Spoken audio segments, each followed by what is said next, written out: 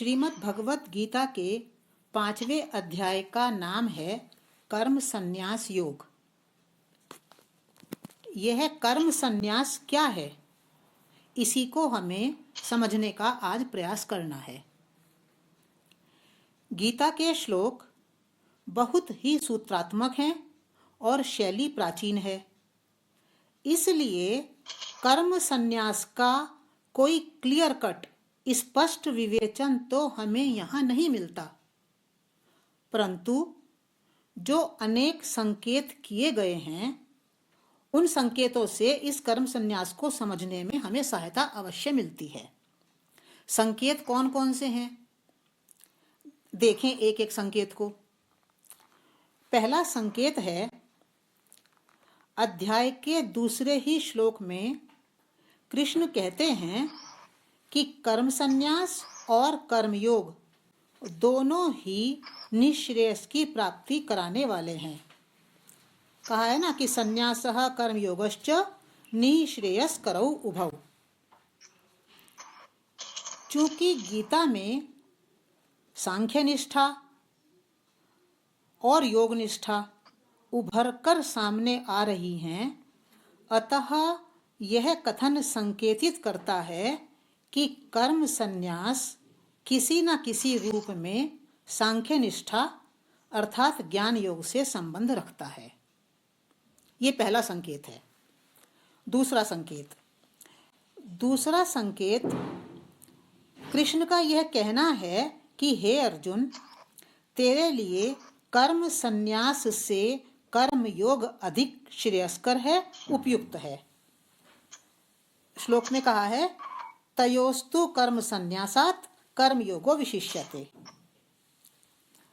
अर्जुन क्षत्रिय है, योद्धा है, अतः वह बहिर्मुखी व्यक्तित्व का धनी है।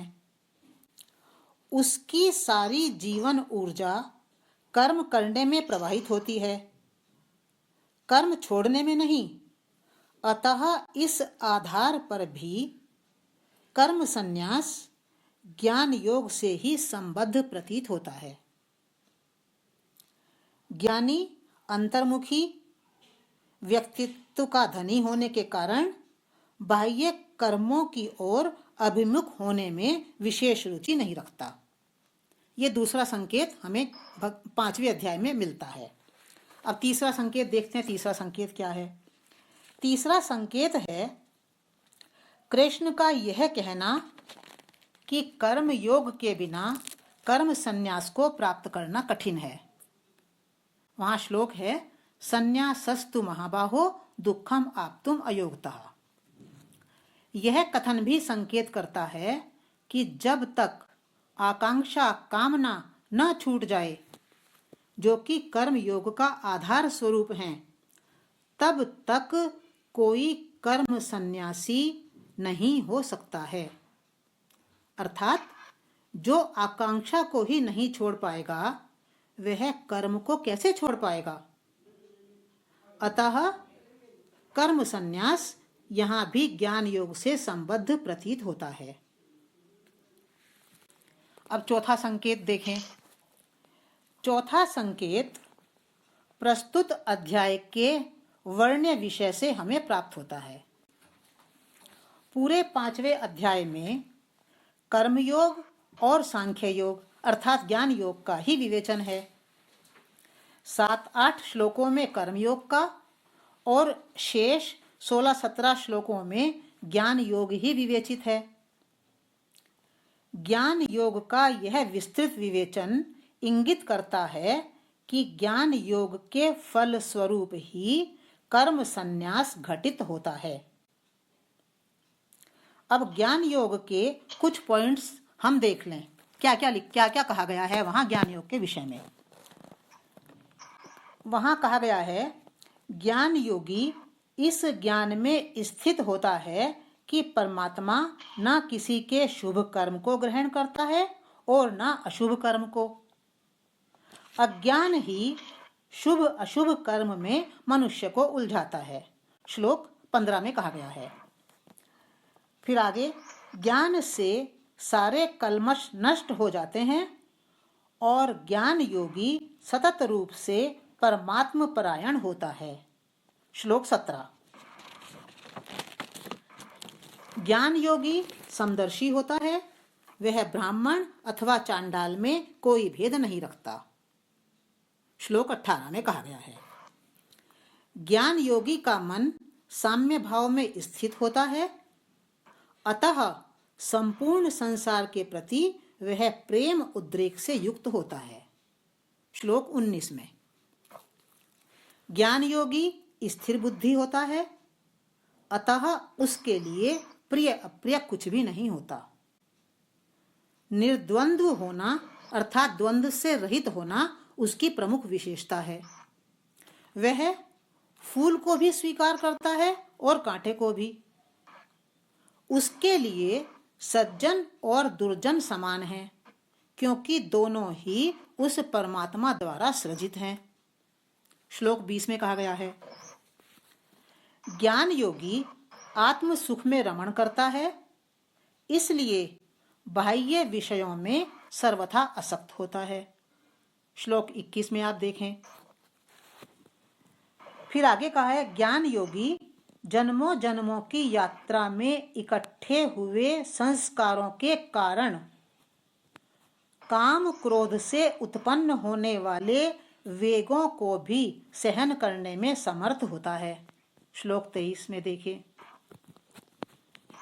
ज्ञान योगी संशय रहित होने के कारण सर्व प्राणियों के हित में मंगल में संलग्न रहता है अथवा रत होता है। श्लोक 25 में कहा गया है, वह इच्छा, भय एवं क्रोध आदि से मुक्त होता है। श्लोक 28। मैं बहुत संक्षेप में कह रही हूं, केवल संकेत मात्र। वह पूर्णतः परमात्मनिष्ठ होने से शांत स्वभाव वाला होता है। ऐसे ज्ञान योगी के लिए उपनिषद काल में सन्यासी जैसे सुंदर शब्द को चुना गया है, अथवा कहें कि सन्यासी जैसे सुंदर शब्द को व्यवहृत किया गया है। सन्यासी उपनिषद काल में ऐसा शब्द था, सन्यासी ऐसा व्यक्ति था जिसके चरणों में सम्राट भी सदा सिर झुकाता था। अतः कोई आश्चर्य नहीं कि सन्यासी से जागतिक कर्म उसी प्रकार छूट जाते थे जैसे किसी प्रौढ़ अथवा परिपक्व व्यक्ति से उसके खिलौने छूट जाते हैं। कोई, इसका तात्पर्य क्या है कि प्रौढ़ व्यक्ति से कोई भी यह नहीं पूछता कि पहले तो आप खिलौनों से खेला करते थे, अब क्यों नहीं खेलते। प्रौढ़ता में खिलौनों को छोड़ना नहीं पड़ता, वे स्वतः छूट जाते हैं। ये 4 संकेत हैं जो कि हमें इस 5वें अध्याय में मिलते हैं। जब हम उसको ध्यान से पढ़ते हैं कि कर्म संन्यास इस अध्याय का नाम रखा है, तो कर्म संन्यास की बात कहाँ कहाँ है, किस तरह से आई है, तो स्पष्ट डायरेक्ट तो हमें नहीं मिलता कोई कुछ ज़्यादा, पर हमें संकेत ये 4 प्रकार से मिल रहे हैं। अब इन सब संकेतों से यह तो स्पष्ट ही है कि कर्म संन्यास ज्ञान योग का ही एक विशेष हिस्सा है, अर्थात कर्म संन्यास ज्ञान योग के ही अंतर्गत है। फिर भी हम कर्म संन्यास की अवधारणा को कुछ और अधिक स्पष्ट रूप में समझने का प्रयास करें। ये 4 संकेत तो हमने समझे जो कि गीता में हैं। अब मेरा अपना दृष्टिकोण है कि हम थोड़ा और कर्म संन्यास को समझने की एक अन्य प्रकार से कोशिश करें। कर्म संन्यास का अर्थ कर्म को छोड़ना नहीं है, अपितु कर्म का छूट जाना है। छोड़ने में और छूटने में बहुत अंतर होता है, इसलिए कर्म संन्यासी कर्म त्यागी कदापि नहीं है, ये हमें याद रखना है। फिर एक दूसरी दृष्टि, कर्म सन्यासी ज्ञान से उत्पन्न हुई इस समझ से युक्त होता है कि केवल कर्म, निष्काम कर्म नहीं, केवल कर्म पानी पर खींची गई रेखाओं की भांति होते हैं। ज्ञान योगी ऐसा समझता है, जानता है, इस अवेयरनेस में रहता है कि जो केवल कर्म हैं हमारे, वो बिल्कुल ऐसे ही हैं जैसे कोई पानी पर उंगली से रेखा खींचे। पानी पर रेखा जब खींचते हैं तो उंगली आगे भी नहीं बढ़ पाती कि वो जो रेखा है मिट जाती है। तो जो कर्म सन्यासी है वो कहता है कि कर्म भी, जो हमारे केवल कर्म हैं, वे भी पानी पर खींची हुई रेखाओं की तरह टिकते नहीं हैं। कैसे? जन्मों जन्मों में मनुष्य ने कितने विराट कर्म किए हैं, परंतु क्या उन विराट कर्मों का आकाश को पता है? क्या मनुष्य के उन विराट कर्मों का चांद तारों को पता है? क्या पेड़ पौधे हमारे उन विराट कर्मों को जानते हैं? उनको हमारे विराट कर्मों का पता है? किसी को भी हमारे उन विराट कर्मों का कुछ भी पता नहीं है। अतः कर्म सन्यासी कहता है कि जो कर्म मिट ही जाता है पानी पर खींची गई रेखा की तरह, तो उस कर्म को करने के चक्कर में पड़ो ही क्यों। ये कर्म सन्यासी की ज्ञान के आधार पर अवधारणा है। अब तीसरा, कर्म सन्यासी कर्म के प्रति इस अवेयरनेस से भी युक्त होता है कि कर्म स्वप्नवत होते हैं।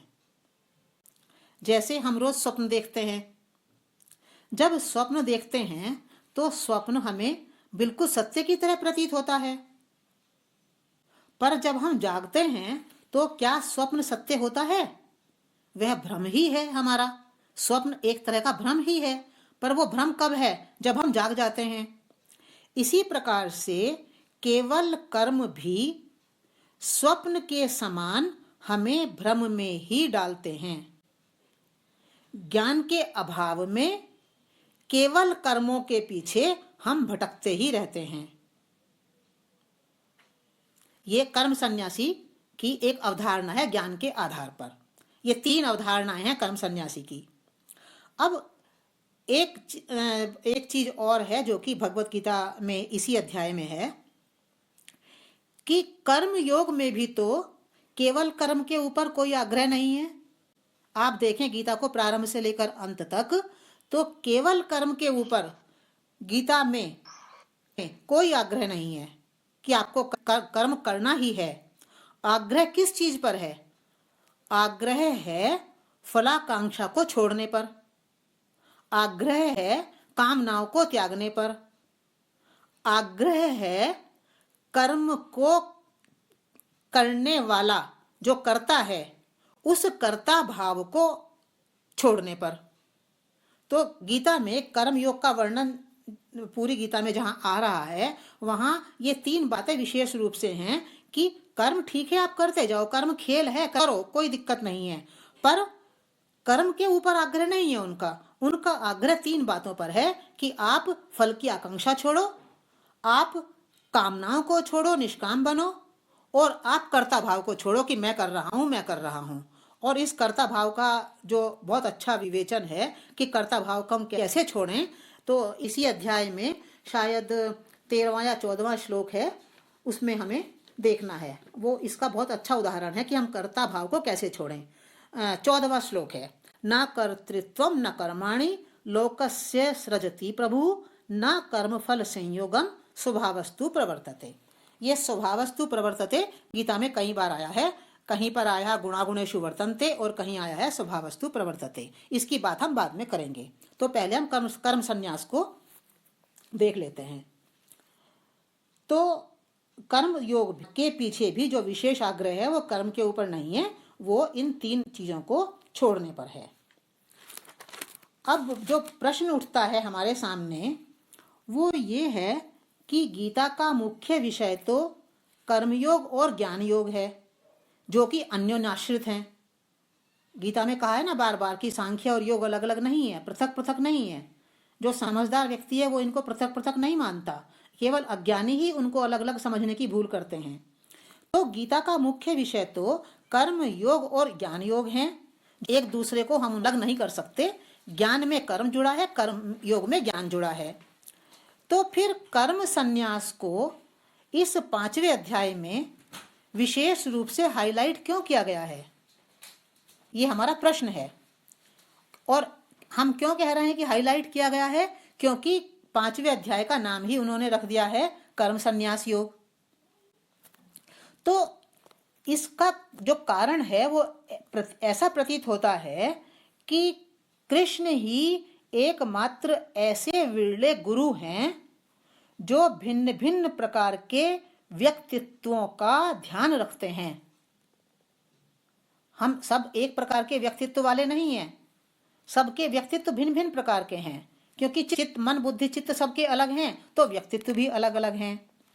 तो कृष्ण ही ऐसे हमारे गुरु हैं जो भिन्न भिन्न व्यक्तित्वों का ख्याल रखते हैं। और चूंकि प्रत्येक व्यक्तित्व अलग अलग है, अतः प्रत्येक व्यक्तित्व चेतना की ऊंचाई को प्राप्त करने में और परमात्मा से जुड़ने में थोड़ा अलग चलेगा, अलग अलग तरह से चलेगा। लक्ष्य सबका एक होगा कि चेतना को ऊंचा उठाना है और परमात्मा से स्वयं को जोड़ना है। पर चूंकि व्यक्तित्व अलग अलग हैं, इसलिए सबका उस परमात्मा से जुड़ने का तरीका अलग अलग होगा। तो यही कारण है कि कृष्ण जैसे गुरु हर बिंदु को, चाहे वह बिंदु कर्मयोग का है, चाहे वह बिंदु ज्ञान योग का है, उसको सतत रूप से छूते हुए चलते हैं। 5वें अध्याय में उन्होंने कर्म संन्यास जैसे बिंदु को भी टच किया है। वैसे कर्म संन्यास का अगर हम पूरी गीता को देखें तो कर्म संन्यास को जानने की हमें कोई विशेष आवश्यकता नहीं है। पर ऐसे व्यक्तित्व भी हैं जो कि कर्म संन्यास की तरफ झुकाव वाले हैं। कितने सन्यासियों को हम जानते हैं कि जो ऊंचे पहुंचे हुए व्यक्ति हैं, सन्यासी हैं, और सम्राट भी उनके चरणों में सिर झुकाते हैं। तो ये जो चीजें हैं ये मैंने बताई हैं कि कर्म संन्यास का मतलब क्या है। अब एक श्लोक गीता में और है, शायद 6ठा श्लोक है, मैं श्लोक पढ़ती हूँ। संन्यासस्तु महाबाहो दुखम आप्तुम अयोगतः। अर्थात कर्म योग के बिना कर्म संन्यास प्राप्त होना कठिन है, उस श्लोक में कहा है। तो इसका तात्पर्य क्या है, क्यों कहा है ऐसा? यह कथन संकेत करता है कि जब तक आकांक्षा ना छूट जाए और जब तक कर्म में निष्कामता न सध जाए, तब तक कोई व्यक्ति कर्म को छोड़ना आसान नहीं पाता है। क्योंकि जो आकांक्षा ही नहीं छोड़ पाता, वह कर्म कैसे छोड़ पाएगा? वह कर्म कैसे छोड़ेगा? देखो, एक उदाहरण से हम समझते हैं इस बात को। एक चोर है, हम उसे जेल में बंद कर देते हैं, तो क्या चोरी का कर्म छूट जाता है? क्या वह कर्म सन्यासी हो जाता है? हमारा मिसअंडरस्टैंडिंग है कि कर्म सन्यासी है ना कर्म को छोड़ देना। पर जो जेल में चोर है तो जेल में बंद होने से उसका कर्म तो छूट गया, पर क्या कर्म संन्यास उसको प्राप्त हो गया? चोरी तो नहीं कर पाता वह अब, लेकिन उसका चोर होना बंद नहीं होता। चोर होना तो उसका जारी रहता है। बंद करने से भले ही अभी वो चोरी के करने के लिए किसी के घर में नहीं जा रहा हो, पर अभी वो अचोर नहीं हुआ है। चोर होना उसका जारी रहता है। वह केवल प्रतीक्षा कर रहा है कि कब अवसर मिले। और मजे की बात तो ये है कि जेल में रहकर जब वह निकलेगा तो और बड़ा चोर होकर निकलेगा। क्यों? क्योंकि जेल में उसे और बहुत से गुरु उपलब्ध हो जाएंगे, और वे जो गुरु हैं वे उसको चोरी की कुशलता बताएंगे।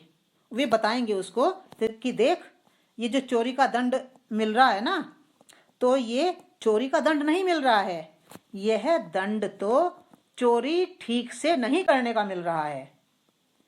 इसलिए अभ्यास कर, अभ्यास करना पड़ेगा, तुझे कुशलता साधनी पड़ेगी।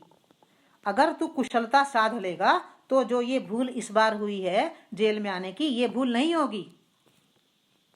तो तात्पर्य ये है कि चोर में जब वह जेल में बंद हो जाता है तो उसमें कोई क्वालिटेटिव, कोई गुणात्मक अंतर नहीं पड़ता, केवल परिस्थिति बदल जाती है, परंतु उसकी मना स्थिति नहीं बदलती, क्योंकि मना स्थिति बदलना कठिन है।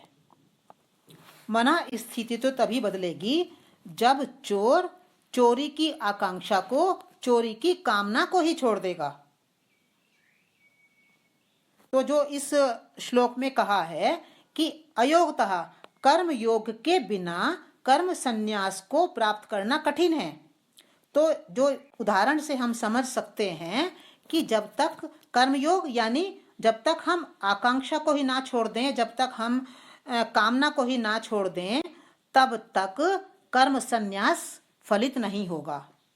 कर्म संन्यास भी तभी फलित होता है जब व्यक्ति बहुत गहराई में, अपने भीतर, अपने रोम रोम में, अपने अणु अणु में यह अनुभव कर लेता है कि आकांक्षा मेरे लिए नहीं है, कामना मेरी नहीं है।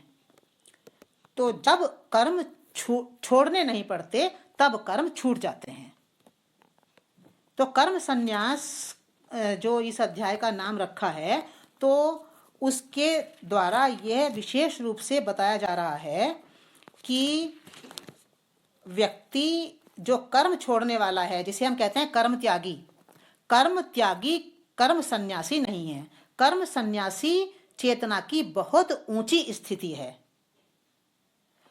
क्यों ऊंची स्थिति है? क्योंकि ज्ञान को आत्मसात करने पर, कर्म की बारीकियों को समझ लेने पर व्यक्ति से कर्म स्वतः छूट जाते हैं, कर्म को करने का कोई महत्व उसके लिए नहीं रह जाता। तो ये इस अध्याय में हालांकि यद्यपि प्रश्न तो उठाया है अर्जुन ने कि कर्म संन्यास की आप बात कर रहे हैं तो कभी कर्मयोग की बात करते हैं, तो दोनों में से किसी एक के विषय में निश्चित रूप से बताइए। तो कृष्ण ने कर्म संन्यास को समझाने के लिए इतने सारे श्लोकों के द्वारा हमें बताया है कि कर्म संन्यास कर्म त्यागी जैसी छोटी अवस्था नहीं है। ये चेतना की ऊंचाइयां हैं और कर्म संन्यासी चेतना की ऊंचाइयों पर स्थित होता है। तो ये है इस अध्याय में कर्म संन्यास की बात। अब